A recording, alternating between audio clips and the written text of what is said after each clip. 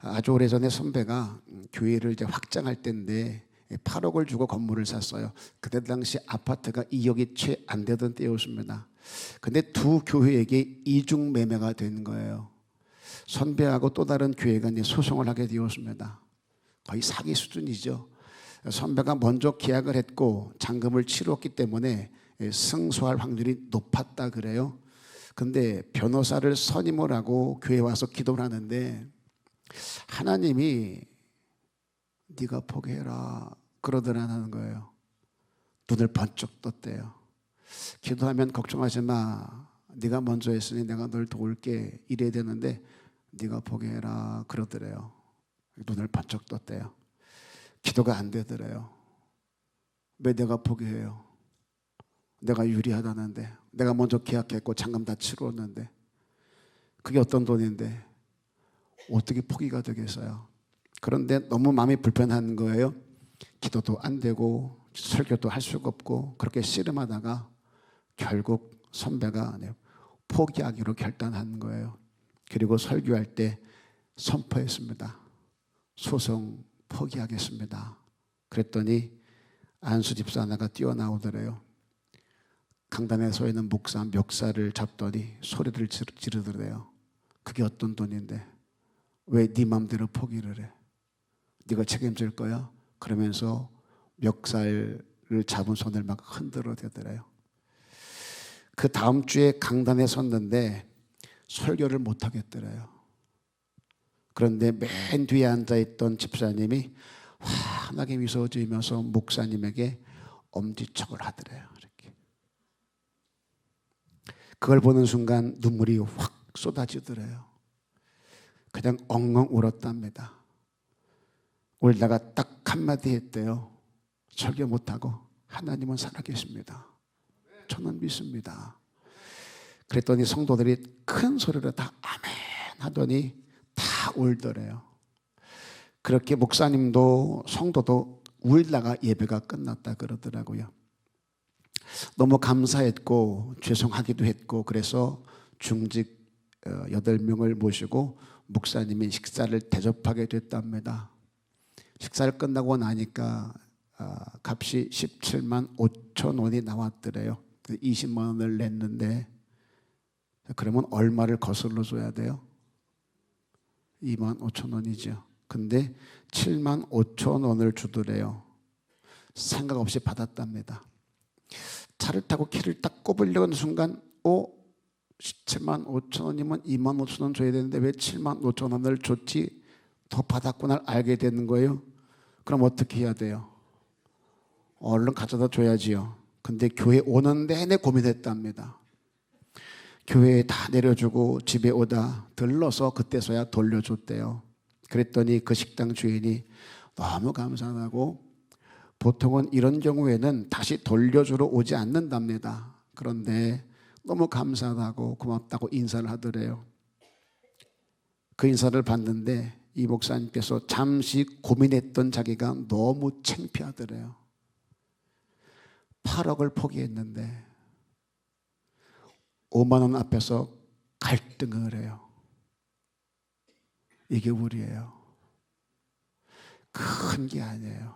오히려 큰 일에는 주 앞에 엎드려서 울며 불며 살려달라고 신앙 바르게 하고 믿음 바르게 하려고 애를 쓰는데 항상 작은 일이 나를 넘어지게 하고 쓰러지게 하더라는 거죠. 이 성도들의 갈등과 시험들을 보면 의외로 큰 게 아니에요. 말 한마디에 마음이 상해요. 상처를 받아요. 속상해져요.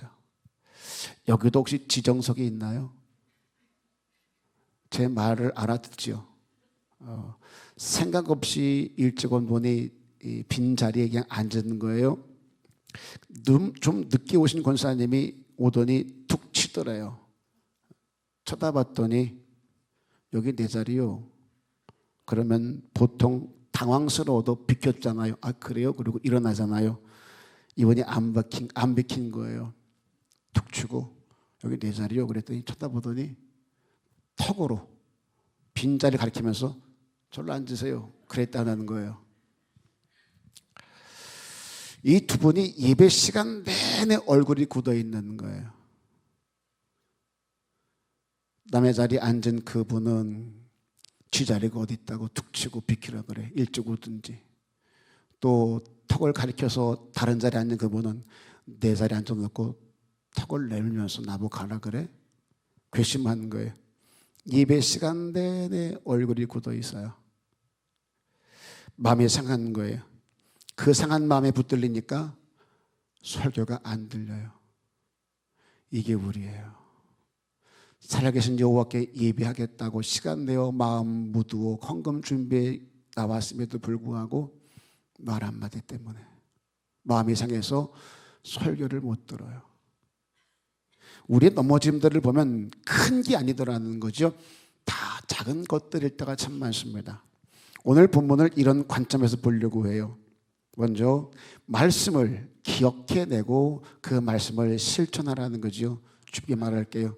들은 대로 살아내라는 얘기예요. 이스라엘 백성들에게 가나안을 주면서 명하신 게 있습니다. 하나님께서 가나안을 줄 때 그냥 준 게 아니라 명한 게 있어요. 반드시 이랬으면 좋겠다라고. 신명기 20장 10절 이하를 보면은요, 가나안에 속하지 않은 성읍들을 너희들이 칠 때는 화평을 선언해라. 그냥 무작정 들어가지 말고 화평을 선포해라. 전쟁할 때 야 들어간다 라고 선포하라는 거지요. 그들이 듣고 성문을 열면 종을 삼고 조공을 받으래요. 만약에 그들이 화평을 청했음에도 불구하고 거부하면 그 성읍을 내가 네 손에 넘길 테니까 남자는 전부 쳐 죽이고 여자와 유아는 가축들은 너희들이 취해라. 전리품으로 취하라 그런 거예요. 그러나 가나안 땅, 가나안 말고 다른 족속은 그리하지만 가나안 땅에 있는 6 족속들은 전부 헤렘입니다. 헤렘 말했죠. 전부 진멸해라. 싹 다 죽여라. 남기지 마라. 완전히 폐허를 만들어라. 헷 족속, 아모리, 가나안, 브리스, 히위, 여부스 이 6 족속은 다 멸하라 그랬어요. 하나도 남기지 말랍니다. 이 기브온은 헤렘의 대상인 6 족속 중에 이 히위 족속에 속한 자들이었어요. 당연히 진멸해야 될 족속 중에 하나였습니다. 근데 기브온에게 속아서 헤렘을 어기고 화친을 맺게 되어져요. 다 죽이라 그랬는데 죽이지를 못합니다. 하나님 말씀이 들려줬어요. 그러면 살아내야 되잖아요. 그런데 내 삶 현장에서 그 말씀들이 내 형편, 또 내 입장, 내 처제들과 충돌이 일어날 때가 있어요. 그때부터 불편해지기 시작합니다. 아, 말씀대로 살아내야 되는데 내 입장과 충돌이 일어나요. 순종하면 괜찮겠는데 순종이 안 되니까 이제 불편해지기 시작하는 거예요. 그러면 항상 누가 이겨요? 말씀과 내 입장, 처지가 충돌이 일어날 때 여러분은 누가 이겨요? 말씀이 이겨요? 내가 이겨요? 대부분 내가 이겨요. 거의 다가 내가 이겨요. 내 입장, 내 처지, 내 감정이 말씀보다 우선하더라고요. 이거 바꾸실 수 있으셔야 돼요. 예배를 한다 중요하지만 더 중요한 것 예배한 대로 산다. 여기까지거든요. 근데 우리들은요 지금 예배를 한다는 되는데 예배한 대로 산다까지가 안 되고 있어요. 그래서 영향력이 없는 거예요. 이거 바꿔야 돼요. 그걸 우리는 변화다 그래요. 그래야 세상에 빛들 수 있고 소금이 될 수 있는 거예요. 대단한 거 아니에요. 세상을 위해서 뭘 하려고 하지 마세요. 그냥 내가 들은 말씀대로 살아가려고 애를 쓰면 돼요. 여러분 삶 현장에서 조금 양보하세요. 좀 용납하세요. 이해하세요. 배려하세요. 당부드립니다. 내게 들려진 하나님 말씀들이 내 삶의 현장에 들어가서 그 말씀으로 사건들을 덮고 문제들을 다 담아낼 수 있으셔야 돼요. 문제는 말씀이 내 삶에서 작동하지 않을 때가 문제가 되는 거예요. 들려졌는데 그 말씀이 기억나잖아요. 그 말씀이 내 삶 현장에서 작동이 되지 않아요. 18절 보시면은 그러므로 회중들이 다 족장들을 원망했다라고 기록합니다. 출애굽한 이스라엘 백성들이 장정만 60만이었거든요. 그 중에 가나안에 들어간 사람은 단 2명입니다. 나머지는 광야에서 다 죽고 망했습니다. 60만 나왔어요. 그런데 2명밖에 들어가지 못했어요. 가나안 줄게 이 소리 듣고 나온 사람이 60만이요. 근데 그 가나안을 얻은 사람이 2명이라니까. 광야에서 다 죽었어요. 왜요? 성경은 이렇게 설명을 해요. 원망하다가 불평하다가 내가 준다 그랬잖냐. 그럼 날 믿고 끝까지 따라오지. 왜 네 생각 가지고 네 환경 형편들이 되면 원망하니 불평하니. 그 원망과 불평을 하나님이 참지 않으시고 결국 그들은 다 죽고 딱 2사람 여호수아 갈렙만 들어가게 됩니다. 그런데 그 원망이 이스라엘 중에서 다시 시작이 되는 거예요. 홍해 건넜고 요단 건넜고 여리고 지나 어찌저찌 해서 아이성까지 점령을 했는데 그 원망이 다시 등장하기 시작을 해요. 원망은 자연스러운 우리의 감정 중 하나입니다. 불편하면 힘들면 나오게 돼 있는 게 원망이에요. 그 원망은요 미움까지 동반하게 됩니다. 화가 나고 서운하고 마음에 안 들고 그러다 보면 미워지기 시작을 해요. 문제는 그런 내 감정이 그냥 감정으로 끝나지 않는다는 거예요. 내 신앙을 병들게 하고 교회를 무너지게 하는 통로가 되더라는 거죠. 당부드립니다. 말씀을 기억하여 실천하는 일, 들은 대로 살아가는 일에 힘쓰고 애쓰실 수 있기를 주님의 이름으로 축복합니다. 인사할게요. 웃지 말고 정색을 하고 말씀을 살아냅시다. 좀 근엄하게 다시 한번 해주세요. 근엄하게. 옆 사람 다시 보시고요. 알아서 하셔. 두 번째, 약점을 관리하자는 거죠. 약점이요. 8절에 보면 그들이 여호수아에게 이르되 우리는 당신의 종들이니. 다음에 여호수아가 그들에게 묻되 너희는 누구며 어디서 왔느냐. 자, 물어봐요. 누구에게? 그들에게 물어봐요. 야, 가만히 너희들 보니까 이곳 사람들 같은데 멀리서 왔다고 하지만 내 촉이 있어. 가까이 사는 것 같은데 어디서 왔는데? 라고 물어봐요.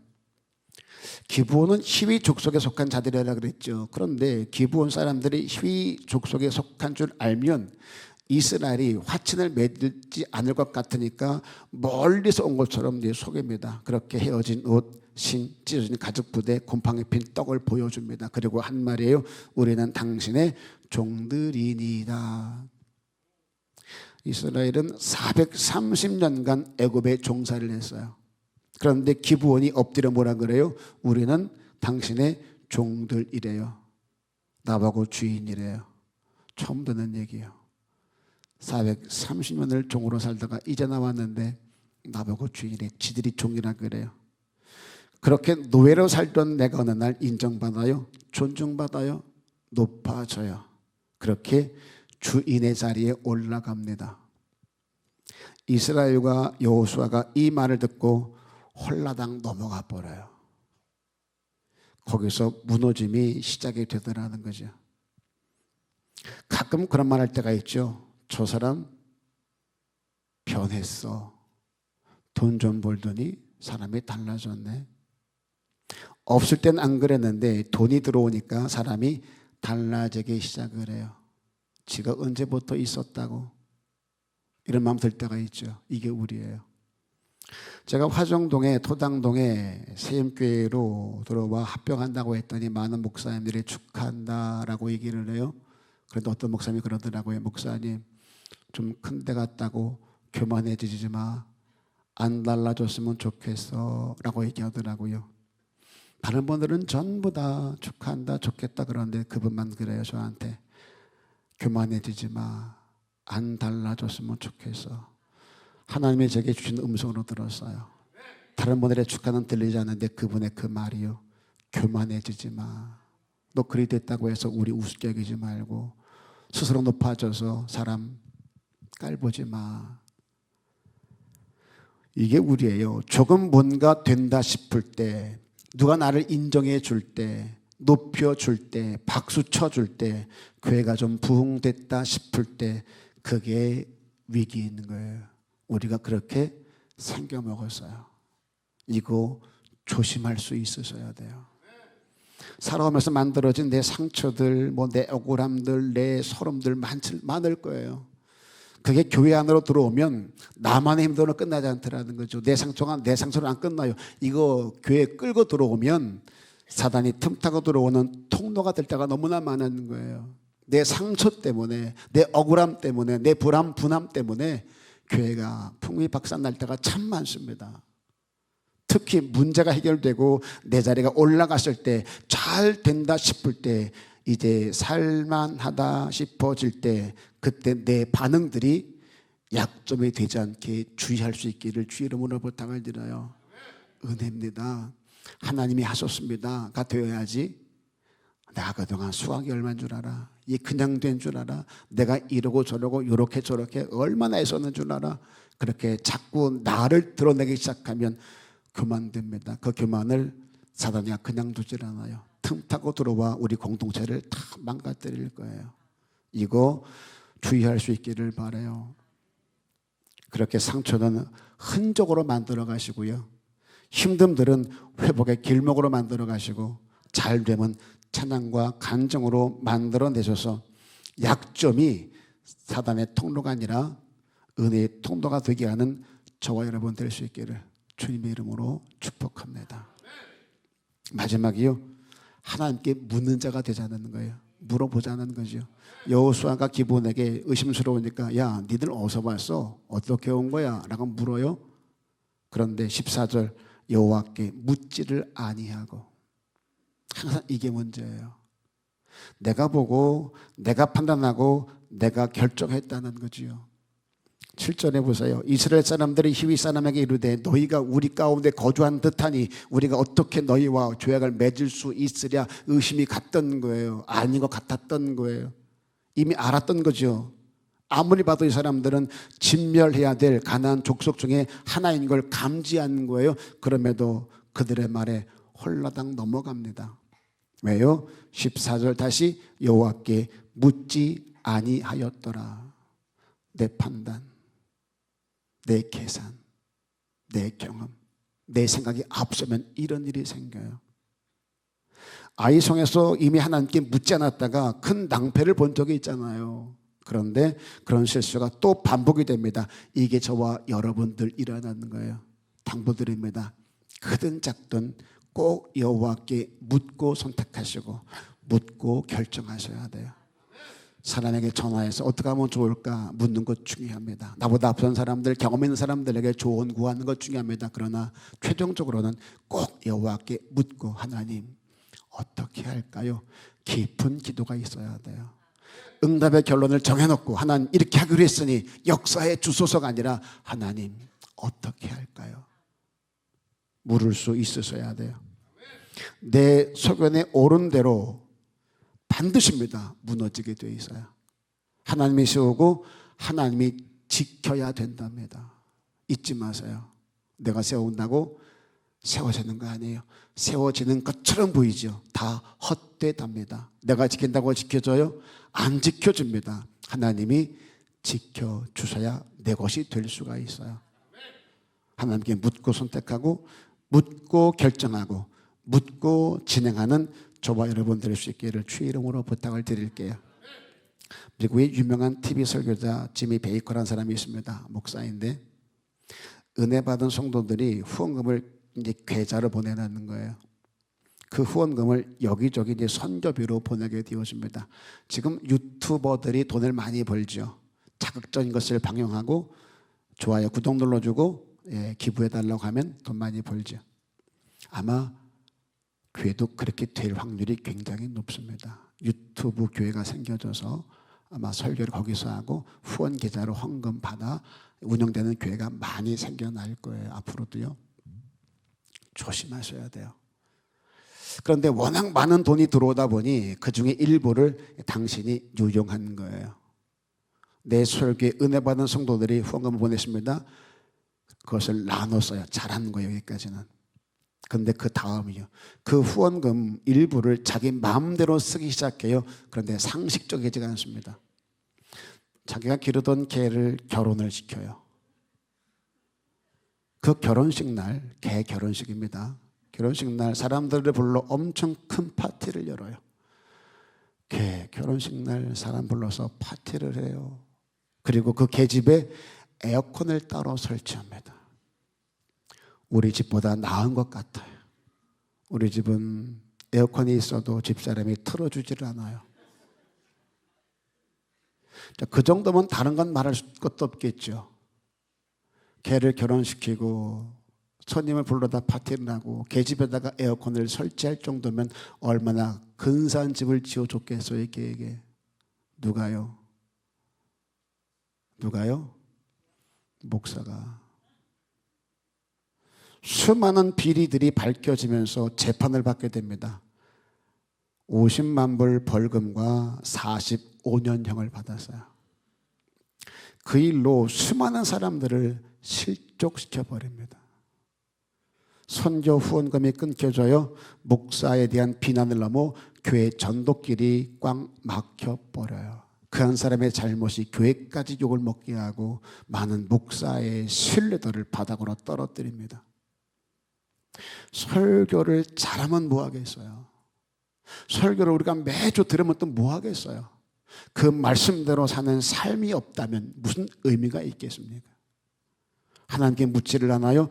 그러니 내 좋을 대로 그렇게 나도 죽고 너도 죽이는 거예요. 꼭 기억하세요. 하나님이면, 예수님이면 이 상황에서 어떻게 하셨을까? 1930년 린드버그 대위라는 사람이 있었답니다. 프로펠러 하나 달린 단발기로 대서양을 건너왔다 그래요.